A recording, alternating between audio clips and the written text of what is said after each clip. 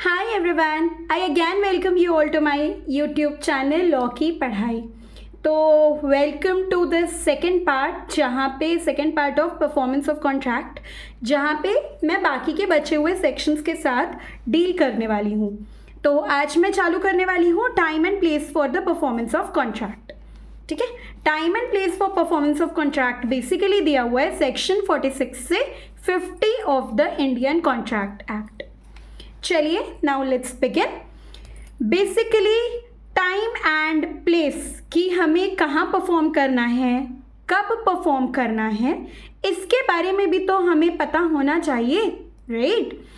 जहाँ पे अगर हम सेक्शन 46 की बात करें, where by the contract a promisor is to perform his promise without application by the promisee and no time for performances specified, the engagement must be performed within a reasonable time। जहाँ पे आपके पास कोई time limit specified नहीं है, ठीक है, time limit specify करी ही नहीं है, वहाँ पे एक रीजनेबल टाइम में आपको अपना part of the promise perform करना है। ठीक है, मान लो अगर मैंने मेरे कपड़े ड्राई क्लीनर को दिए हैं तो एक रीजनेबल टाइम में ही तो वो मुझे कपड़े ड्राई क्लीन करके दे देगा। अगर वो मुझे रीजनेबल टाइम में मेरे कपड़े ड्राई क्लीन करके नहीं देगा तो क्या मैं उसकी सर्विसेज अगली बार ही लूँगी? क्या मैं उसके पास बाकी के कपड़े ड्राई क्लीन करवाने के लिए जाऊँगी, या क्या मैं उसके दुकान के बारे में रिव्यूज़ अच्छे दूँगी? नहीं। इसका मतलब है कि हमें अपना part of the promise reasonable time में परफॉर्म करना है। जहाँ पे टाइम स्पेसिफाइड, अगर हम सेक्शन 47 की बात करें, वहाँ पे टाइम स्पेसिफाई किया जाता है। तो जहाँ पे टाइम स्पेसिफाइड है वहाँ पे हमें उस टाइम के भीतर अपना part of the promise perform करना है। ठीक है, कमिंग टू सेक्शन 48, अगर आपके पास प्रॉपर टाइम एंड प्लेस दोनों बताया हुआ है तो आपको उसी जगह पर और उसी वक्त वो प्रॉमिस परफॉर्म करना है। मतलब आपका जो टाइम है ना परफॉर्मेंस का, that should be the business hours. ये नहीं कि आप रात को परफॉर्म कर रहे हो आपका पार्ट ऑफ द प्रॉमिस, आप रात को परफॉर्म नहीं कर सकते हो, आपको बिजनेस आवर्स में ही परफॉर्म करना है, तभी माना जाएगा that yes you have performed your part of the promise. ठीक है, जहाँ पे टाइम और प्लेस मेंशन किया होगा आपको उसी टाइम पे उसी जगह पे परफॉर्म करना है। फॉर एग्जाम्पल मैंने किसी मैन्युफैक्चरिंग यूनिट को बोला कि आप मुझे कुछ सामान दे दीजिए जो मैन्युफैक्चरिंग के लिए काम आएगा मेरे। ठीक है, मान लो मेरे को कैंडल मैन्युफैक्चर करना है, मैंने वैक्स मंगवाया है और मैंने मेरे गोदाम के एड्रेस पे वैक्स मंगाया है, मैंने जगह दी हुई है और मैंने उनको बोला है कि आपको विद इन 3 वर्किंग डेज मुझे वैक्स की सप्लाई करनी है। अब 3 वर्किंग डेज में जो बिजनेस आवर्स है उनमें मेरे गोदाम में आके वो मुझे गुड्स की सप्लाई करेंगे, क्योंकि यहाँ पे मैंने टाइम भी स्पेसिफाई किया है, मैंने प्लेस भी स्पेसिफाई करी हुई है। तो as per section 48 time and place already specified है। कमिंग टू नेक्स्ट सेक्शन 49, यहाँ पे ना प्लेस स्पेसिफाई नहीं करी होती है। जहाँ पर भी आपकी प्लेस स्पेसिफाई नहीं करी होगी ना, तो बेसिकली जो प्रोमिसर होगा उसने प्रोमिसी से पूछना पड़ेगा कि बॉस मैं कहाँ पे परफॉर्म करूँ मेरा पार्ट ऑफ द प्रॉमिस। ठीक है, या अगर प्रोमिसी ने प्रोमिसर से पूछना है तो वो भी पूछेगा कि बॉस मैंने मेरा पार्ट ऑफ द प्रॉमिस कहाँ परफॉर्म करना है, मुझे जगह तो बताओ। और जो भी म्यूचुअल अंडरस्टैंडिंग से उनकी जो भी जगह डिसाइड होगी वहाँ पे वो अपना part of the promise perform करेंगे। क्लियर है? ओके, नेक्स्ट सेक्शन है सेक्शन 50। सेक्शन 50 क्या बोलता है? परफॉर्मेंस इन द मैनर और एट टाइम प्रिस्क्राइब्ड और सैंक्शनड बाय प्रोमिसी। मतलब अगर आपके कॉन्ट्रैक्ट में तरीका ऑलरेडी मेंशन्ड है कि आपको किस तरीके से आपका प्रॉमिस फुलफिल करना है, कितने बजे करना है, कब तक करना है, किस जगह पर करना है।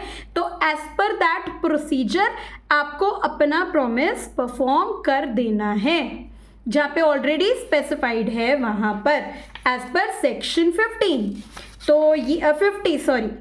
तो ये हमारा time and place for performance of the promise खत्म होता है। इसके बाद है रेसिप्रोकल प्रोमिसेस की परफॉर्मेंस। रेसिप्रोकल प्रॉमिस क्या होता है? मान लो मैंने किसी को बोला कि बॉस मैं आपको पेमेंट दे दूंगी, मेरा घर बनवाने के लिए मुझे सीमेंट और ब्रिक्स चाहिए, मैं आपको पैसे दे दूंगी, आप मुझे सीमेंट और ब्रिक्स की सप्लाई कर दो मेरे एड्रेस पे। मैंने उन्हें अपना एड्रेस दे दिया और मैंने बोला कि वहाँ पे आपकी सीमेंट और ब्रिक्स की सप्लाई आ जानी चाहिए। अब उन्होंने भी प्रॉमिस किया ठीक है हम आपको सीमेंट और ब्रिक्स भेज देंगे, बदले में आप हमें पेमेंट कर देना, राइट। अब रेसिप्रोकल प्रॉमिस क्या हुआ? पहले मैंने प्रॉमिस किया, उसके बदले उन्होंने भी मुझे एक प्रॉमिस कर दिया, इसको बोलते हैं रेसिप्रोकल प्रॉमिस। अब रेसिप्रोकल प्रॉमिस के केस में रेसिप्रोकल प्रॉमिस बेसिकली कहाँ दिया हुआ है? Section 2 subsection F of Indian contract act. अब अगर हम बात करें परफॉर्मेंस ऑफ रेसिप्रोकल प्रॉमिस की, सेक्शन 51 पढ़ते हैं। सेक्शन 51 ये बोलता है कि प्रोमिसर बाउंड नहीं होता। अगर रेसिप्रोकल प्रोमिसेस हैं तो प्रोमिसर बाउंड नहीं होगा अनटिल जो अगला पर्सन है वो अपना part of the promise perform नहीं कर लेता, राइट। इसका एग्जाम्पल देखते हैं। A and B contract that A shall deliver goods to B to be paid for by B on delivery।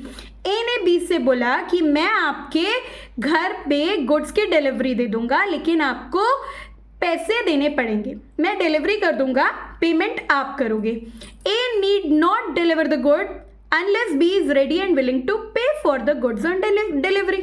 मतलब अगर B का मन ही नहीं है पे करने का, राइट, तो वो डिलीवरी के लिए मना कर सकता है कि boss you are not willing, you are not ready to pay, why should I deliver, I will not perform my part of the promise and let's end the contract. Contract करने से पहले ही अगर उसने मना कर दिया कि बॉस मैं मेरा पार्ट ऑफ द प्रॉमिस नहीं परफॉर्म करने वाला हूँ because I am not willing to pay, तो वहीं वो भी भाई साहब मना कर देंगे कि हम भी नहीं परफॉर्म करेंगे, हम काहे दे तुम्हें delivery if you are not willing to pay then, right. तो यहाँ पे इवन अगर कॉन्ट्रैक्ट बन जाता है तभी भी अगर B is not willing to pay, A में रिजेक्ट कि मैं डिलीवरी नहीं दे रहा हूँ गुड्स के लिए, ठीक है। चलिए next, order of performance of reciprocal promise. Basically जब आप अग्रीमेंट बनाते हो उसमें आप मेंशन करते हो कई बार कि किस ऑर्डर में आप अपना part of the promise perform करोगे, क्या सीक्वेंस रहेगा, आपका प्रॉमिस परफॉर्म करने का सीक्वेंस क्या रहेगा, ठीक है। जैसे मैंने मेरे एग्जाम्पल में मैंने क्या बोला था कि वो लोग मुझे ब्रिक्स देंगे, वो लोग मुझे सीमेंट देंगे, उसके बाद मैं उन्हें पे करूँगी, राइट। तो ये एक सीक्वेंस है, मैं ऑलरेडी उन लोगों को सीक्वेंस बता चुकी हूँ कि पहले मेरे पास डिलीवरी आ जानी चाहिए ब्रिक्स की और सीमेंट की, उसके बाद मैं आपको पे कर दूंगी। तो यही ऑर्डर रहेगा for the performance of reciprocal promise. Simple, when the order of performance of the reciprocal promise is expressly fixed by the contract, अगर expressly fix किया हुआ है कॉन्ट्रैक्ट में, they shall be performed in that order, and where the order is not expressly fixed by the contract, अगर contract में fix नहीं किया है, they shall be performed in that order which the nature of the transaction requires। जैसे आपका transaction होगा या जैसे ज़रूरत पड़ेगी उस ज़रूरत के हिसाब से आप अपना part of the promise fulfil करेंगे। आई होप आपको क्लियर होगा। सेक्शन 52 खत्म। Now coming to section 54। 54 important है। 54 ये बोलता है कि अगर किसी ने डिफॉल्ट कर दिया, जिसने पहले अपना part of the promise perform करना था, उसने अपना part of the promise perform नहीं किया, तो क्या? अब उसके पास दो ऑप्शन है, या तो कंपनसेशन ले ले, या तो वो भी अपना part of the promise perform ना करे, राइट? फॉर एग्जाम्पल, यहाँ मैंने एक एग्जाम्पल लिया था कि मेरे घर पे आप पहले ब्रिक्स और सीमेंट डिलीवर करो और उसके बाद मैं आपको पे करूंगी।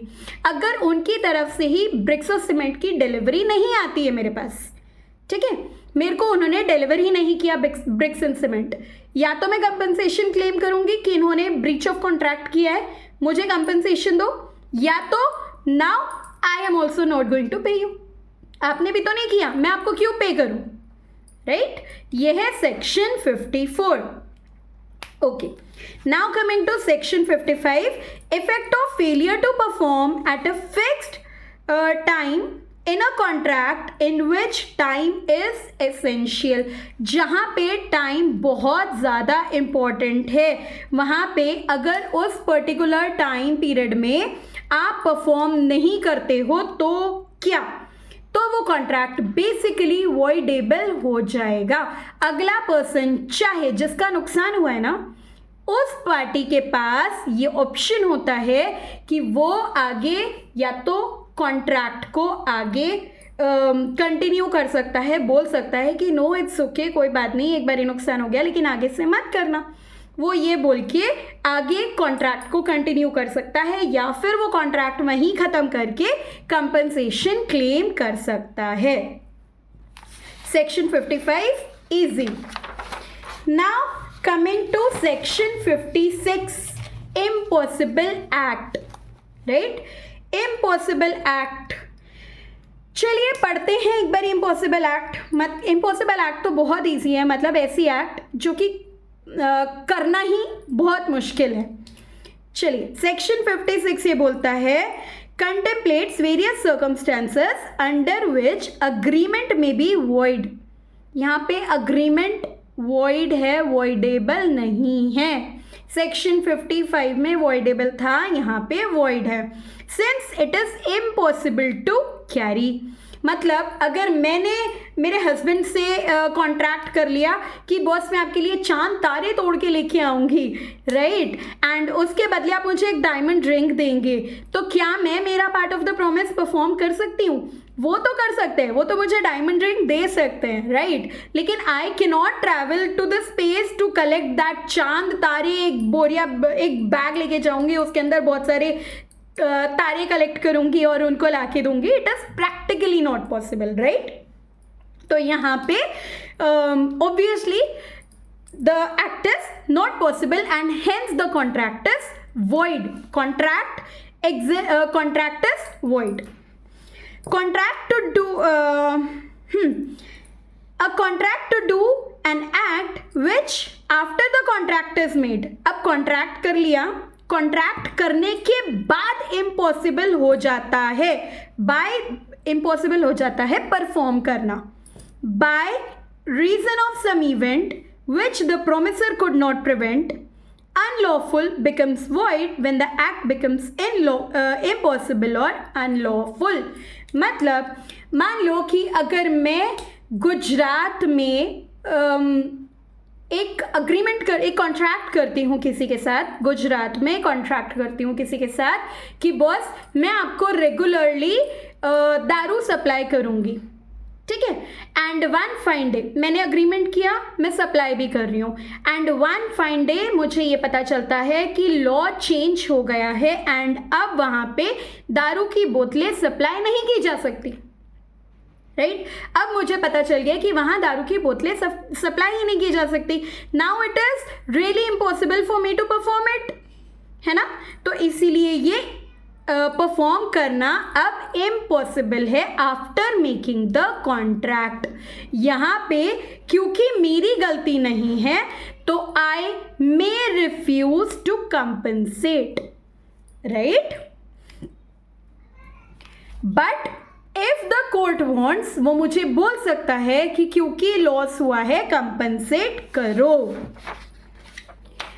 Okay, now moving ahead, with appropriation of payment. It is the next topic, appropriation of payment. Appropriation of payment आपको पता है कौन से सेक्शन में है?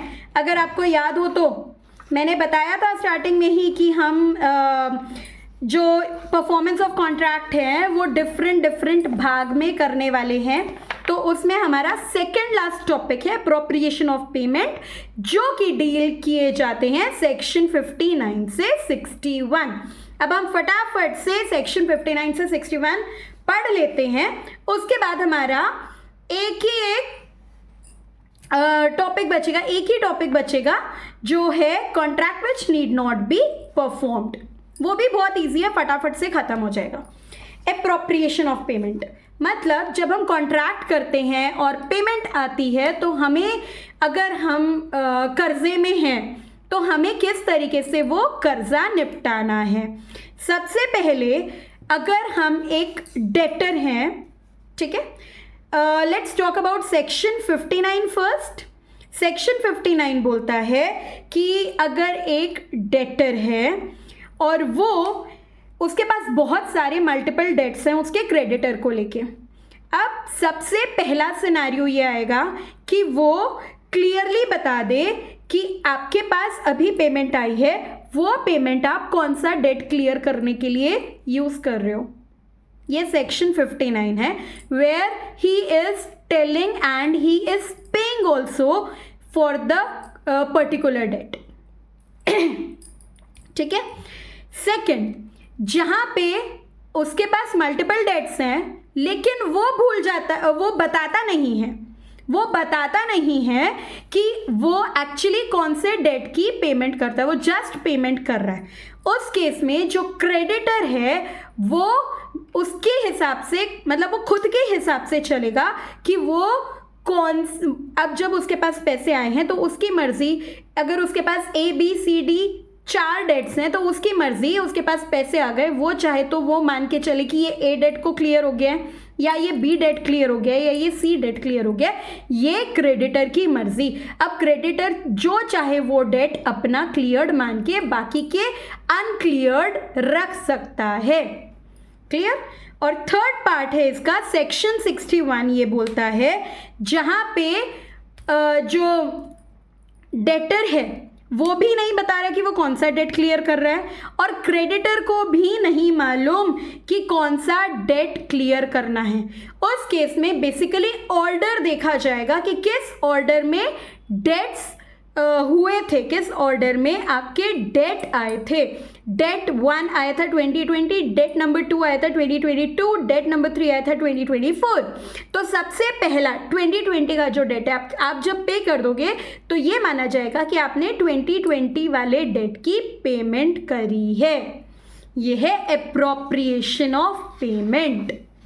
सेक्शन 61 तक हो गया। अब हम बात करेंगे सेक्शन 62 की। हम बात करेंगे अब the contracts which need not be performed, मतलब 62 से 67। 62 बेसिकली बात करता है नोवेशन की।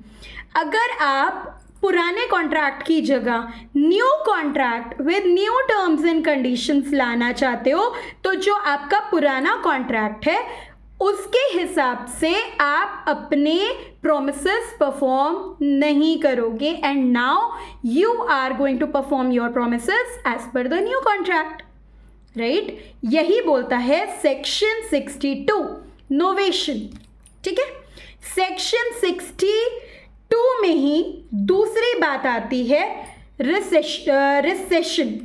रिसेशन में रिस्काइंड करने में, कॉन्ट्रैक्ट को अगर रिस्काइंड करना है, मतलब पहले वाला कॉन्ट्रैक्ट कंप्लीटली कैंसिल आउट कर रहे हैं, पहले वाला कॉन्ट्रैक्ट पूरे तरीके से हम ख़त्म कर रहे हैं और अब हम वो जो ख़त्म किया हुआ कॉन्ट्रैक्ट है वो बिल्कुल भी परफॉर्म नहीं करेंगे, तो that contract also need not to be performed. Section 3 है, अगर आपने किसी भी कॉन्ट्रैक्ट में कोई ऑल्टरेशन किया हुआ है तो उस ऑल्टरेशन की वजह से आपके अब कुछ आपकी एडिशन हुए होंगे आपके प्रोमिसेस में, या कुछ आपके प्रोमिसेस ऐसे होंगे जो आपको पहले परफॉर्म करने पड़ रहे होंगे और अब नहीं परफॉर्म करने पड़ रहे होंगे।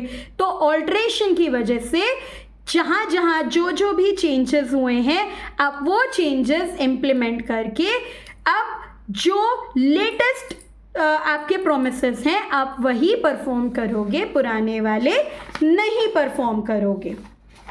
तो आई थिंक आपको यही इम्पोर्टेंट पार्ट था इसका, contracts which need not be perform. इसके बाद एक और छोटा सा टॉपिक है discharge of contract. Discharge of contract मतलब कॉन्ट्रैक्ट खत्म कब होता है, कॉन्ट्रैक्ट एंड पे कैसे आता है। सबसे पहले जब आप अपना पार्ट ऑफ द प्रॉमिस कर देते हो और अगली पार्टी भी उनका part of the promise perform कर देती है तो कॉन्ट्रैक्ट खत्म। मैं गई थी एक पेन लेने के लिए, ये वाला, मैंने अंकल को 10 रुपए दे दिए क्योंकि 10 रुपए का पेन है, ठीक है। अंकल ने मुझे पेन दे दिया, कॉन्ट्रैक्ट खत्म। मैंने मेरा पार्ट ऑफ द प्रॉमिस कर दिया, अंकल ने अंकल का part of the promise perform कर दिया, कॉन्ट्रैक्ट खत्म। सेकेंड है कि अगर म्यूचुअली हम लोग कॉन्ट्रैक्ट को ख़त्म करना चाहें, मान लो कॉन्ट्रैक्ट को परफॉर्म करने में बहुत दिक्कतें आ रही हैं और थोड़ा मुश्किल लग रहा है परफॉर्म करना, इम्पॉसिबल नहीं है, मुश्किल लग रहा है, तो हम दोनों जो दो पार्टीज टू द कॉन्ट्रैक्ट हैं म्यूचुअली डिसाइड करते हैं कि चलो छोड़ो, लेट्स एंड दिस कॉन्ट्रैक्ट, आगे देखा जाएगा क्या करना है। म्यूचुअली भी आप एंड कर सकते हो। उसके बाद इम्पॉसिबिलिटी ऑफ परफॉर्मेंस, अगर आपको लग रहा है कि आपका परफॉर्म करना उस पार्ट ऑफ द कॉन्ट्रैक्ट को इम्पॉसिबल है तो इस बारे में आप दूसरी पार्टी से बात करके ख़त्म कर सकते हो by the reason of impossibility of performance. उसके बाद लैप्स ऑफ टाइम, मान लो आपका टाइम ड्यूरेशन ख़त्म हो गया, आपने एक कॉन्ट्रैक्ट किया था 5 साल के लिए, अब 8 साल 9 साल हो गए हैं उस कॉन्ट्रैक्ट को, तो ऑब्वियसली बहुत ज़्यादा टाइम बीत चुका है, तो now you can and the contract. और यहाँ पे जिसकी गलती होगी, जिसकी डिले की वजह से इतना लंबा चौड़ा ये कॉन्ट्रैक्ट खींचा, वो अगली पार्टी को कंपनसेट भी कर सकता है, ठीक है। ब्रीच ऑफ कॉन्ट्रैक्ट की वजह से भी कॉन्ट्रैक्ट का एंड हो सकता है। तो आई थिंक आपको पूरा क्लियर हो गया होगा परफॉर्मेंस ऑफ द कॉन्ट्रैक्ट। लेकिन अभी भी अगर आपको लगता है कि कुछ डाउट हैं आपके या कुछ और अच्छे से समझना है, कुछ डिटेल में समझना है, तो प्लीज़ कमेंट सेक्शन में मुझे बताइए and I will really be very very happy to help you people. ऐसे ही मैं एक टॉपिक लेके आती रहूँगी और आपके साथ डिस्कस करती रहूँगी, ओके।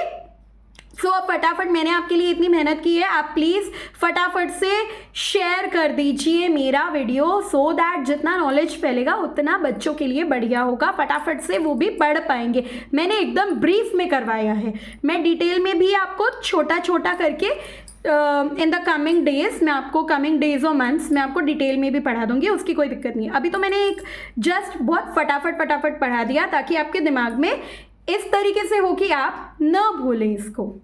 चलिए मिलती हूँ अपनी नेक्स्ट वीडियोस में। Till then take care, bye bye.